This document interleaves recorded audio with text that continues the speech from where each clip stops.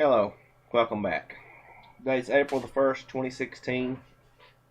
Makes us 1 year of being off grid or solar. As streamlined as we possibly could. Or let me reiterate, as streamlined as I was allowed to do. Um, and what we had was we had $195. Well, we took that $195 and we purchased $125,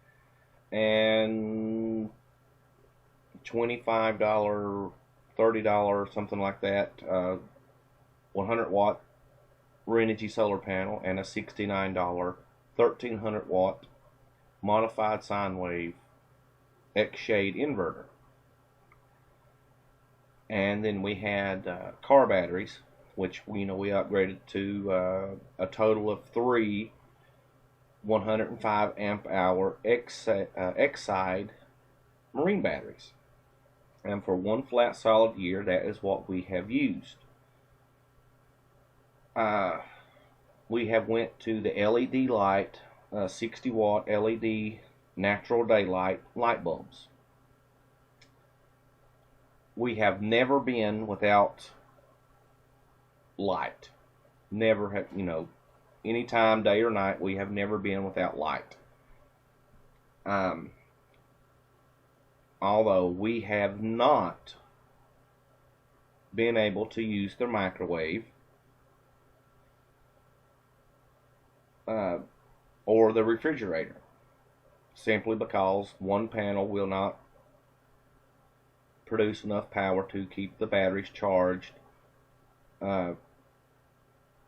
to run them. Although yes, we can run the microwave. I can go over and throw a TV dinner in it and run it, but it will pretty much addle my solar array in my battery bank. We have done the I took it's 36 feet long. I made a set of jumping cables and I connected the positive to the positive, negative to the negative here in the house of the battery bank, and put 2 terminals on the outside there beside my vehicle on the porch. If the batteries did go down, below 11 volts, 10 volts, 11 volts, whatever the Renogy inverter starts beeping at, I would go out and throw the vehicle on 12 volts. That's what my system was. That's what it's going to continue to be. I am not going to switch. I like 12 volts. I mean, it runs my house. It runs my barn. I have lights plumb out into my barn, which is a good 75 feet away. I have them down in the main area where the horses are, and I have them up in the loft where I keep the hay. No problems. Is it my system? I mean, it is not the latest, greatest. I got all the bells and whistles and everything. No, it is strictly as streamlined as it can be, meaning a PWM 25 watt or 25 amp, whatever, solar charger, the 2000 watt pure sine inverter, one 100 watt solar panel. That is it. There's no amps, there's no this, there's no that. There are shunts and cutoff switches and all this other stuff. Not saying that I don't need it, I just don't want it. I mean, and as for the cable that I have running from my panel to my battery is 2 construction grade extension cords. I cut the ends off of them, and I took the three wires, put them into one, wrapped them up to put them into one, and I have 3 wires on the positive and 3 wires on the negative, and that is what feeds my batteries from my panels. I have checked and checked and checked and checked the wires. They have never once gotten warm or anything else. and I took the voltmeter from the panel itself. I'm getting the 19.9 or whatever, 20 volts from the panel. I hook the wires up, come down in the house, and I'm getting the exact same feed from there. And it is probably, it's running 30 feet, 35 feet maybe. So I'm not getting any loss. If I am, it's not enough to really hurt nothing. Like I said, I try to do this as streamlined as I possibly can because I'm not keeping up with the Joneses. Don't want to keep up with the Joneses, and I am not going to keep up with the Joneses. Some may say, well, it's rednecked, or it's hillbilly, or, you know, half-assed, or what have you. You know, I don't care. It works. Like I've said in my other videos, you have people that want fashion over function. And you have people that want both fashion and function. I just want function. I'm happy with function. Kind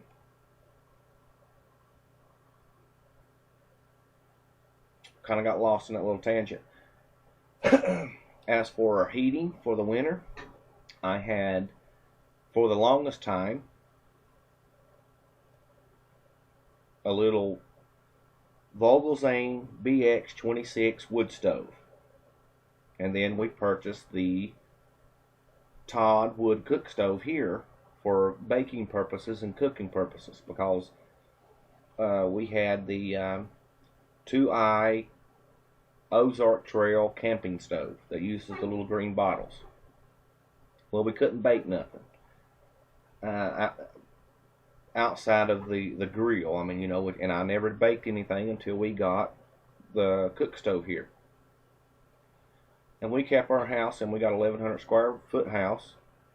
We kept our house 75 to 80 degrees with the little wood stove. We have went through 11 short wheelbase ricked loads with using 100% wood in the house here, and we've had some pretty cold nights. I mean, it's went well below zero.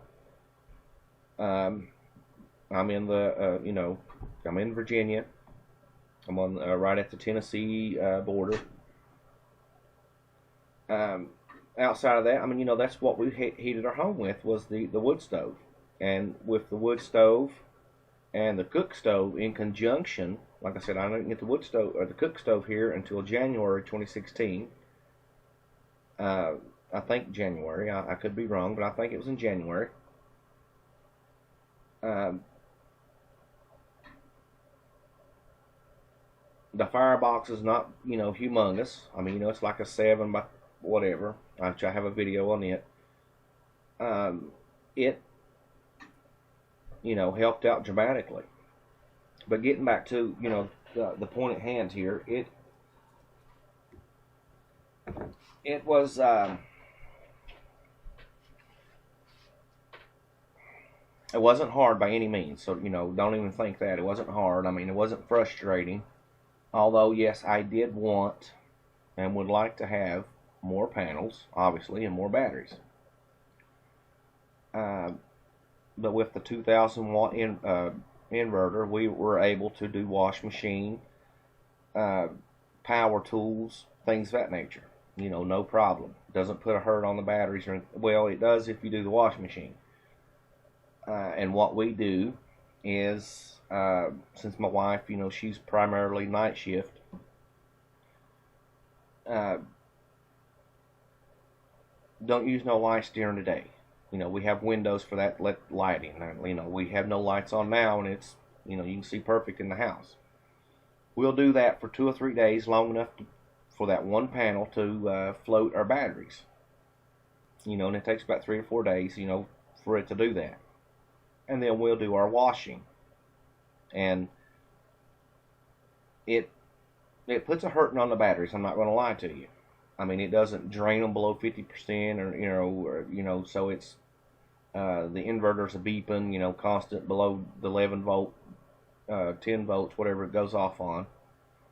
But it does hurt them. I mean, you know, but it does our wash machine, you know, it does our washing.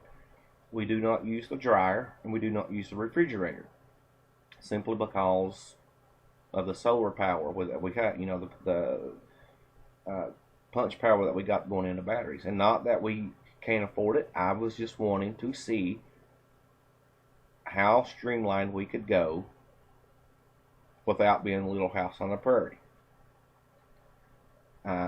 I'm content and the wife's content with what we got now, although we are upgrading. Since we're in year 2, we are improving. We will be, if Lord lets us live, we will improve on our system, and there'll be more videos to come. As for keeping our foods cold, it's standard picnic cooler, blue cooler, which is in our videos. Where the wife, she works at Hardee's, she's able to get free ice. You know, we're not freezing ice cream or meats or anything of that nature. It's just standard lunch meats and mayonnaises, soda pops, things of that nature. We do have the sealable containers that we put our lunch meats and hot dog weenies and things of that nature that we want to fix that day or that night or the next morning. And we have, it stays cold for 3 or 4 days, you know, fill it up with ice, and then, you know, the longer you keep it closed, you know, the longer obviously you can keep your ice. But with the going back to the one panel, the 2 batteries, the refrigerator, 6 amp refrigerator, the little miniature one, it was just too much. It was just too much, you know, along with the washing machine, things of that nature. As far as showering and hygiene, things of that nature, we have the Coleman solar shower, the black Walmart shower everybody gets at Walmart. And I know what you're thinking. Oh, well, it's so hard to fill those up. No, it's not. You take one 3-liter soda bottle, cut the bottom off of it, and the mouth fits perfectly, snugly in the solar shower. And you can pour as fast as you would like in that 3-liter jug bottle and not spill a drop. And we also have a small, well, it's not really small, it's a Coleman lunchbox that I used to take to work with me when I worked. We use an 8-quart, that's what we fill up. We got an 8-quart canister, pot, whatever you want to call it, to heat up. We fill that up. I take my shower, the wife takes her shower, and we still have just a little bit of water left. But she can take her shower at 0900 in the morning, put the solar shower in the cooler, put the top on it, and I am able to take a shower at 2100 that night, which is 9 o'clock that night. So by doing it that way, you know, we're conserving, you know, instead of going through the propane on the little Coleman 2-burner stove, although it doesn't take but 10 minutes to heat the water up on the camp stove. It takes anywhere from 30 to 45 minutes, maybe even an hour on the heating, the wood stove down there to heat up. And where I'm a military vet, I get a 50% discount on my propane. And I went and purchased a 20-pound tank. It cost me $10 to get a 20-pound tank filled up. And I got the refill kit from Walmart. It's just a little nozzle that fits up in the grill tank and attaches to the green tank, the little bitty green lantern tanks.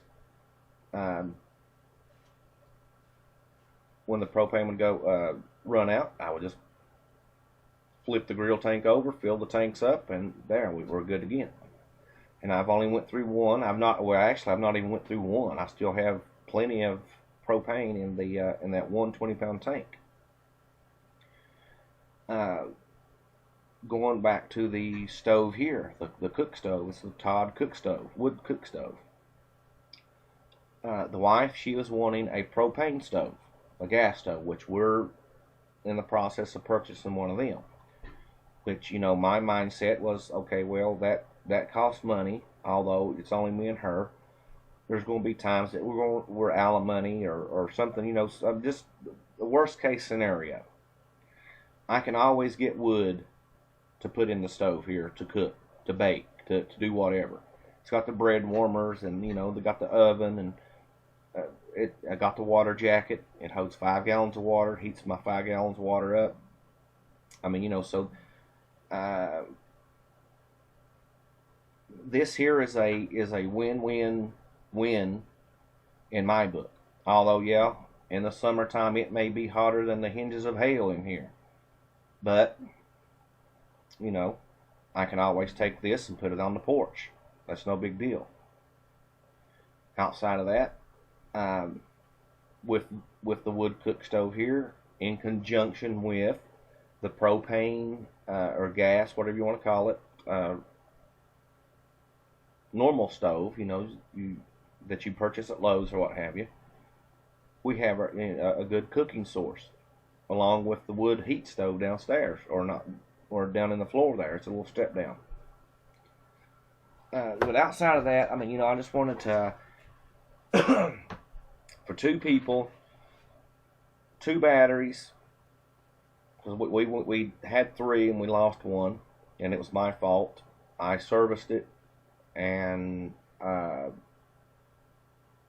somehow I messed it up. I don't know. I used distilled water, things of that nature. But anyway, when I serviced it, it just lost all up and didn't want to hold charge. So, you know, we're down to 2 batteries. That's 210 amp hours. And like I said, we have all of our lights that we want anytime we want. Doesn't really matter. And I have intentionally set, talking to friends and family, with the light burning all night long up until the daylight hours, and still have plenty of juice in the battery the next morning. The LED daylight, natural daylight light bulbs is what we burn. The soft white and the yellows and all that, no. Get and purchase the natural daylight light bulbs. Or, you know, that's what we've done, and that's what we found works the best. And they use nothing, absolutely nothing to run.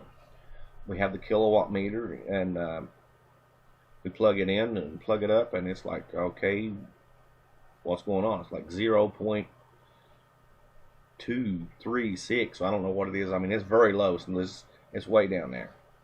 But just trying to get a lot of information. But outside of that, I mean, you know, that's where we're at, and that's where we've been.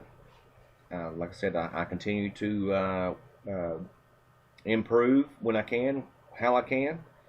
And as for the electrical that I have coming from the panel to my charger, is 2 construction grade extension cords.